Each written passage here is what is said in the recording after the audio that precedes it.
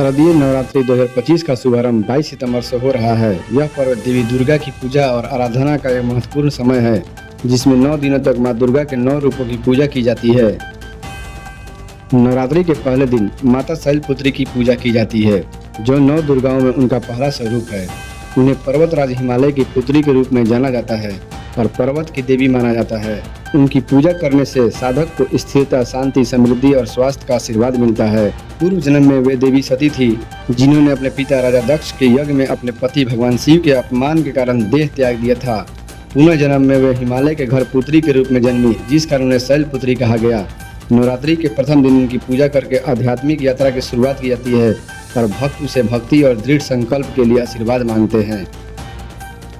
22 सितंबर को विश्व गेंडा दिवस और विश्व रुज दिवस मनाया जाता है, जो एक तरफ गैंडों के संरक्षण पर जागरूकता बढ़ाता है तो दूसरी तरफ कैंसर से लड़ने वाले रोगियों के प्रति समर्थन और एकजुटता का व्यक्त करता है। चेन्नई कृषि मंत्री धर्मेंद्र प्रधान का कहना है कि त्रिभाषा नीति शिक्षा में सुधार का एक सफल तरीका है और केंद्र सरकार की किसी भी भाषा को थोपने का कोई इरादा नहीं है।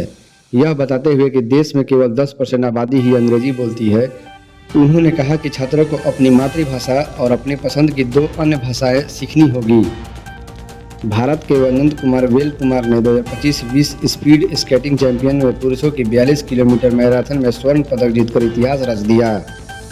बिहार के राज्यपाल आरिफ मोहम्मद खान ने न्यायमूर्ति पी बचंथरी को पटना उच्च न्यायालय के मुख्य न्यायाधीश के रूप में शपथ दिलाई। मानवाधिकारों के समूहों का कहना है कि पाकिस्तान की सुरक्षा बलों ने बलूचिस्तान के अलग अलग घटनाओं में कम से कम 5 बालूच नागरिकों की गैर न्यायिक तरीके से हत्या कर दी, जिससे क्षेत्र में हिंसा और जबरन कैद किए जाने का सिलसिला जारी है। भारतीय नौसेना और ग्रीस के हेलेनिक नौसेना के बीच द्विपक्षीय समुद्र अभ्यास का पहला आयोजन भूमध्य सागर में संपन्न हुआ, जो भारत और ग्रीस के बीच बढ़ते रक्षा सहयोग में एक महत्वपूर्ण उपलब्धि है। यह अभ्यास 2 चरणों में आयोजित किया गया। इसका पहला बंदरगाह चरण 13 से 17 सितंबर 2025 तक सलामीस नौसेना बेस पर आयोजित किया गया और उसके बाद 17 से 18 सितंबर 2025 समुद्री चरण आयोजित किया गया। भारतीय नौसेना का प्रतिनिधित्व निर्देशित मिसाइल स्टील फ्रिगेट INS तिरकंद ने किया। केंद्रीय वाणिज्य एवं उद्योग मंत्री श्री पीयूष गोयल ने आज नई दिल्ली में एक मेक इन इंडिया पहल के 1 दशक पूरा होने के उपलक्ष्य में मेक इन इंडिया स्मारक सिक्का जारी किया। पिछले 10 वर्षों में इस पहल ने निवेश को सुगम बनाया है, नवाचार को प्रोत्साहित किया है, विश्व स्तरीय बुनियादी ढांचे का निर्माण किया है और भारत को विनिर्माण, डिजाइन तथा नवाचार के लिए एक वैश्विक केंद्र के रूप में स्थापित किया है। प्रधानमंत्री श्री नरेंद्र मोदी ने श्री मोहन लाल जी को दादा साहब फाल्के पुरस्कार से सम्मानित किए जाने पर बधाई दी। श्री मोदी ने कहा कि श्री मोहन लाल जी उत्कृष्टता और बहुमुखी प्रतिभा के प्रतीक हैं। श्री मोदी ने कहा, दशकों के समृद्ध कार्यों के साथ वे मलयालम सिनेमा और रंगमंच के एक अग्रणी प्रकाश स्तंभ हैं और केरल की संस्कृति के प्रति गहरी आस्था रखते हैं। उन्होंने तेलुगु, तमिल, कन्नड़ और हिंदी फिल्मों में उल्लेखनीय अभिनय किया है। अपने माध्यमों में उनकी सिनेमाई और नाट्य प्रतिभा वास्तव में प्रेरणादायक है। प्रधानमंत्री नरेंद्र मोदी ने कल लोथल के राष्ट्रीय समुद्री विरासत परिसर की प्रगति की समीक्षा की। प्रधानमंत्री ने कहा, पूरा होने पर यह दुनिया का सबसे बड़ा समुद्री संग्रहालय होगा। यह भारत की प्राचीन समुद्री परंपराओं को प्रदर्शित करेगा और पर्यटन, अनुसंधान, शिक्षा और कौशल विकास का केंद्र भी बनेगा। प्रधानमंत्री नरेंद्र मोदी 22 सितंबर को अरुणाचल प्रदेश और त्रिपुरा का दौरा करेंगे। अरुणाचल प्रदेश की विशाल जल विद्युत क्षमता के उपयोग के लिए प्रधानमंत्री ईटानगर में 3700 करोड़ रुपए से अधिक की 2 प्रमुख जल विद्युत परियोजनाओं का आधारशिला रखेंगे। चीन में कोरोना वायरस की जानकारी देने वाली महिला पत्रकार झांग झान को फिर से 4 साल की जेल हुई है। उन्होंने वायरस के बारे में दुनिया को बताकर चीन का नकाब उतारा था। पहले भी उन्हें 2004 में 4 साल की सजा हुई थी। रिहा होने के बाद फिर से गिरफ्तार कर लिया गया। चुनाव आयोग ने राज्य चुनाव अधिकारियों को 30 सितंबर तक विशेष गहन पुनरीक्षण SIR के लिए तैयार रहने का निर्देश दिया है, जिससे अक्टूबर-नवंबर में मतदाता सूची की सफाई की संभावना है। मुख्य निर्वाचन अधिकारियों को पिछली SIR के बाद प्रकाशित मतदाता सूचियां तैयार रखने को कहा गया है। दिल्ली में आखिरी बार 2006 में SIR हुआ था। पुणे की 19 वर्षीय छात्रा ने ऑपरेशन सिंदूर पर आपत्तिजनक पोस्ट के बाद FIR दर्ज हुई। बॉम्बे हाईकोर्ट ने इस मामले में सख्त टिप्पणी की है। सोशल मीडिया पोस्ट डिलीट करने और माफी मांगने से FIR रद्द नहीं होगी। मुख्य न्यायाधीश चंद्रशेखर और न्यायमूर्ति गौतम अक्कड़ की बेंच ने कहा कि अच्छी स्टूडेंट होने का मतलब यह नहीं है कि FIR अपने आप खत्म हो जाएगी। तमिलनाडु सरकार ने राज्य को शिप बिल्डिंग हब बनाने के लिए 30,000 करोड़ रुपए के निवेश की घोषणा की है। इस निवेश के लिए कोचिन शिपयार्ड लिमिटेड और मझगांव डॉक शिपयार्ड लिमिटेड के साथ एमओयू साइन किया गया है। इस प्रोजेक्ट से राज्य में लगभग 55,000 नई नौकरियां पैदा होने का अनुमान है। सरकार समुद्री परिवहन विनिर्माण नीति 2025 लाने की योजना बना रही है। मणिपुर में असम राइफल के काफिले पर हुए हमले में 2 जवान शहीद हो गए थे और 5 घायल हुए थे। पुलिस ने घटना के इस्तेमाल की गई वैन को बरामद कर लिया है और मामले की जांच शुरू कर दी है। इस संबंध में 2 लोगों को हिरासत में लिया गया है। इसने बताया है कि वैन के कई मालिक हैं जिनकी पहचान की जा चुकी है। प्रधानमंत्री नरेंद्र मोदी ने महालया के अवसर पर देशवासियों को शुभकामनाएं दी। उन्होंने सोशल मीडिया पर एक पोस्ट में दुर्गा पूजा के महत्व को बताया। महालया श्राद्ध और प्रीत पक्ष का अंतिम दिन होता है और दुर्गा पूजा के आगमन का प्रतीक है। पश्चिम बंगाल में इस पर्व का विशेष महत्व है। मुख्यमंत्री ममता बनर्जी ने भी इस अवसर पर शुभकामनाएं दी। लोकप्रिय गायक जुबिन गर्ग का पार्थिव शरीर गुवाहाटी एयरपोर्ट पहुंचने पर हजारों प्रशंसक उमड़ पड़े। उनकी पत्नी और सरकारी अधिकारी हवाई अड्डे पर मौजूद थे। लोगों ने जय जुबिन दा के नारे लगाए और उनके गाने गाए। जुबिन की पसंदीदा गाड़ी को काफिले में शामिल किया गया। भारी सुरक्षा के बीच 100 को घर लाया गया, जहां परिवार सदस्य अंतिम दर्शन करेंगे। हिमाचल के सरकारी स्कूल में अब सीबीएसई पाठ्यक्रम अगले सत्र से 100 स्कूल में होंगे लागू। हिमाचल प्रदेश सरकार ने राज्य के सरकारी स्कूलों में सीबीएसई पाठ्यक्रम लागू करने का बड़ा फैसला लिया है। अगले शैक्षणिक सत्र से पहले चरण में 100 वरिष्ठ माध्यमिक विद्यालयों में सीबीएसई से संबंध किया जाएगा। इसका उद्देश्य हर विधानसभा क्षेत्र में कम से कम एक सीबीएसई स्कूल उपलब्ध कराना है, ताकि छात्रों को गुणवत्तापूर्ण शिक्षा सस्ते दामों में मिल सके। एनपीई 2020 अब 11वीं 12वीं में पढ़ाई किए जाएंगे स्किल बेस्ड शिक्षा। केंद्रीय मंत्री प्रधान ने की घोषणा। केंद्रीय शिक्षा मंत्री धर्मेंद्र प्रधान ने घोषणा की कि सरकारी कक्षा 11वीं और 12वीं पाठ्यक्रम में स्किल आधारित शिक्षा को शामिल करने जा रही है। यह कदम राष्ट्रीय शिक्षा नीति एनपीई 2020 की सिफारिशों के अनुरूप है, जिसका उद्देश्य छात्रों को केवल डिग्री देने के बजाय व्यवहारिक रूप से सक्षम बनाना है। इससे पहले स्किल आधारित शिक्षा केवल वैकल्पिक थी, लेकिन अब इसे आधिकारिक विषय के रूप में पाठ्यक्रम में जोड़ा जाएगा। इस पहल से छात्रों के व्यवहारिक कौशल, समस्या समाधान क्षमता और उद्योग संबंधित दक्षताएं विकसित होगी। सरकार का लक्ष्य शिक्षा प्रणाली में गुणात्मक सुधार लाकर छात्रों को भविष्य के लिए तैयार करना है।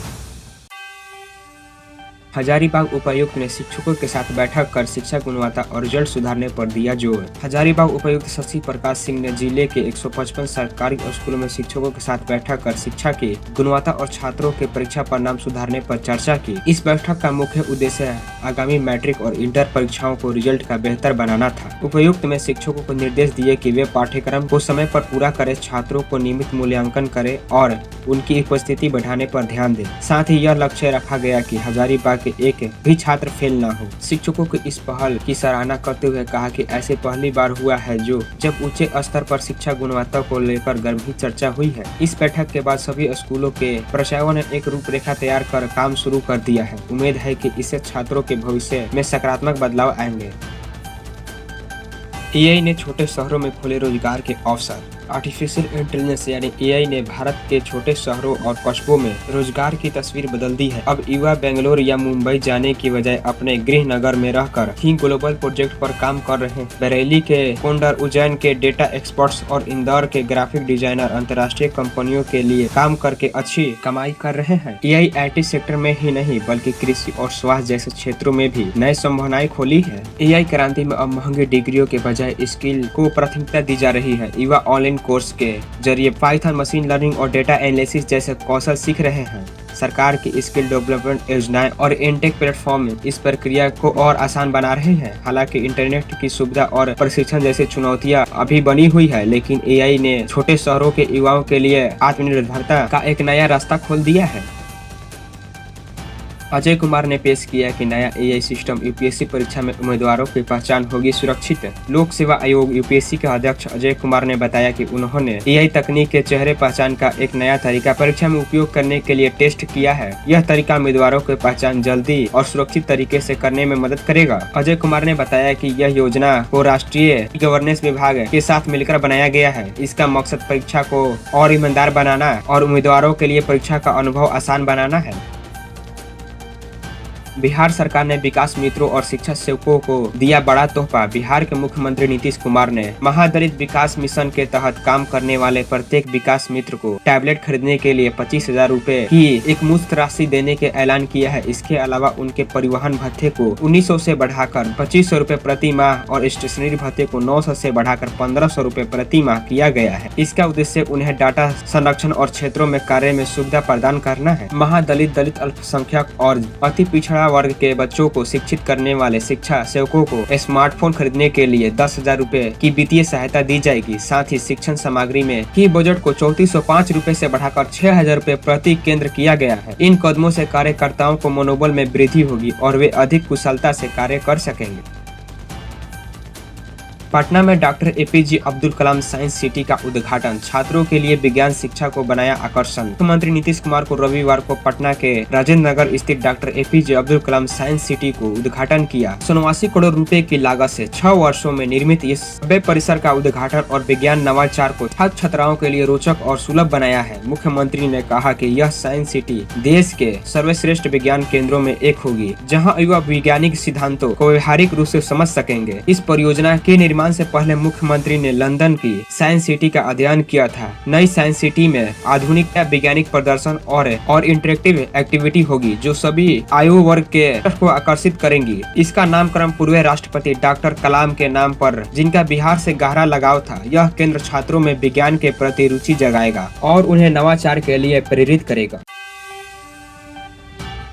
पीटीए में शामिल होने आए छात्रों को ऑटो ने ट्रक से उड़ाया, छात्र छात्रा समेत 3 की मौत। बिहार में बड़ा सड़क हादसा हुआ है। छपरा जिले के मेकर थाना क्षेत्र के मेकर बाजार के पास हुए इस हादसे में स्कूली छात्र और एक छात्रा की मौत हो गई है।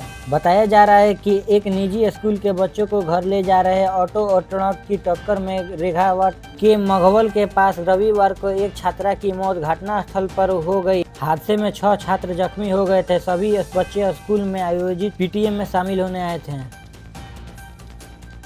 ट्रेन के 1 एसी कोच से कंबल चुराकर जा रहा था परिवार। रेलवे स्टाफ ने रंगों हाथ पकड़कर खुलवाया बैग तो उड़ गए होश। पुरुषोत्तम एक्सप्रेस के फर्स्ट एसी कोच में एक परिवार को रेलवे की बेडशीट और तौलिए चुराते हुए पकड़ा गया। कोच अटेंडेंट और परिवार के बीच हुई नोकझोंक का वीडियो सोशल मीडिया पर वायरल हो रहा है। बिहार में अब वकीलों को हर महीने 5,000 रुपए मिलेंगे, नीतीश सरकार। बिहार विधानसभा चुनाव से पहले नीतीश सरकार ने वकीलों को बड़ी सौगात दी है। राज्य के उप मुख्यमंत्री सम्राट चौधरी ने इसकी जानकारी दी है। इसके तहत बिहार में अब वकीलों को 5,000 रुपए स्टाइपेंड दिया जाएगा। उप मुख्यमंत्री सम्राट चौधरी रविवार को सोशल मीडिया एक्स पर इसकी जानकारी दी। उन्होंने बताया कि एनडीए सरकार ने 1 जनवरी 2024 से नामांकित सभी नए अधिवक्ताओं को 3 वर्षों तक प्रति माह 5,000 रुपए स्टाइपेंड दिए जाने वाले प्रस्तावों को स्वीकृति प्रदान की है। खगड़िया जिले में अवैध हथियारों के खिलाफ चल रहे अभियान में खगड़िया पुलिस को बड़ी सफलता मिली है। इस मामले में एसीपी राकेश कुमार ने प्रेस कॉन्फ्रेंस में बताया कि पसराहाना थाना क्षेत्र के बसुआ दियरा में पुलिस ने एक मिनी गन फैक्ट्री का भंडाफोड़ किया है। खेत में छुपाकर चलाए जा रहे इस फैक्ट्री में भारी मात्रा में देसी कट्टे और निर्मित हथियार और निर्माण में उपयोग होने वाले उपकरण बरामद किए गए हैं। नवरात्रि जैसे प्रमुख त्योहारों सीजन से पहले सोने की कीमतों में जबरदस्त उछाल देखने को मिला है। आज के ताजा रेट के अनुसार न्यूनतम 24 कैरेट सोना 1,12,300 रुपए प्रति 10 ग्राम से स्तर पर पहुंच गया है, जबकि 22 कैरेट सोना 1,02,950 रुपए प्रति 10 ग्राम पर बिक रहा है। इसके अलावा गहनों में अधिक उपयोग होने वाले 18 कैरेट सोना 84,260 रुपए प्रति 10 ग्राम पर बिक रहा है।